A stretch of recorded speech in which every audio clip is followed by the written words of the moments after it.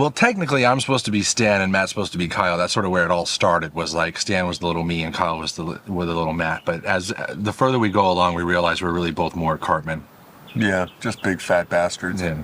You can have a little fat 8-year-old sort of say whatever he wants about any race because you forgive him because he's a little fat 8-year-old who doesn't know any better. We just had this character of this little fat kid that was a little bigoted jerk, you know, and it made us laugh. Yeah, and he became Cartman. He really started off as the fat kid that everyone picked on, and he was a jerk, and he was spoiled by his mother from the first episode.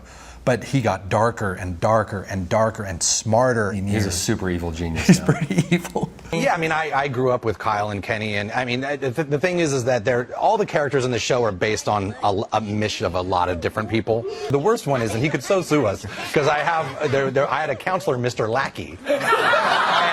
And it was the first time I started doing voices because he'd walk down the hallways and go, "How's it going today, boys?" And we'd all go, "Fine, Mr. Lackey, how are you doing?"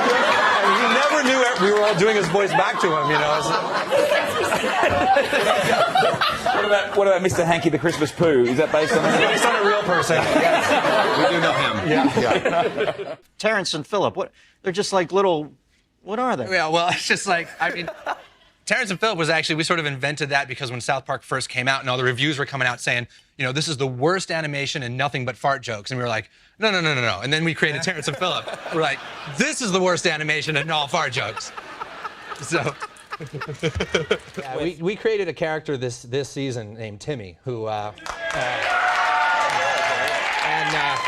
it was just created for one scene. He was a little handicapped kid who's very, very cool, but he's pretty severely handicapped. And yeah, and it's really funny because we were talking to them and saying, please let us get this, please let's just this one scene, and they're like, no, we fought the network, and finally they put it on. And they were opposed to it because they thought you can't do this, yeah, it's they're like, you can't do distasteful. it. And then Timmy just exploded, and it's like, we got to make Timmy t-shirts and Timmy doll. You know, the network's telling us, you know, like, we love Timmy. You're going to do more Timmy? And we're like, all right, we'll do more Timmy. And it really, that's because, it used to be we'd walk down the street and everyone screams, you know, beefcake or respect my authority or you killed Kenny, and now everyone just yells. Right. Tell you, it's like crack. You guys. That's where we came up with it. It's like college people being like, hey, bro, you think that's fucking funny? That's fucking racist, bro. You know.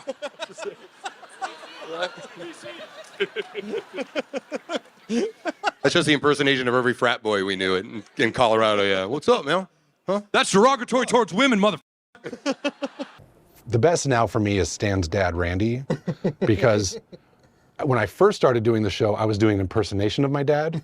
Now that I'm way older, I'm just doing my voice. You know what I mean? South Park kind of sucks now. You guys want to bail? That's the one I just don't have to think about, because I'm still kind of channeling my dad, but I'm just becoming my dad too. So it's just easier for me to write for him. A lot of characters are like, sometimes it's like the drawing's based on somebody or the voice is based on like somebody, you know, like Mr. Garrison is based on a professor that Trey had in college that he would make fun of. And that's the voice of the professor. And like Butters is me making fun of our animation director. And so, and that's kind of, you know, I mean, that's how a lot of people come up with characters, is you start imitating and making fun of somebody, and you get, you get their kind of essence or whatever, and that becomes a character. Is there a basis for the Leopold Butters Stops character? Actually, yes, he's here today. Yep. He's the animation director of South Park, Eric Stow. Right. And it was always Matt making fun of him that sort of, and we started calling him, he's our buddy, he's our little buddy, he's our Butters, who's my Butters? And then he became Butters, and we're like, we're going to put you in the show, Butters. Yeah, he's like, well, you better not, I'll get awful mad. He's here. He's sitting. He's here. He's still trapped out on the real horse. Butters is here. This is Eric, the director of animation for all 13 seasons of the show, but he's also known as Butters. Is it true I've heard that you were the inspiration for Butters? Yeah.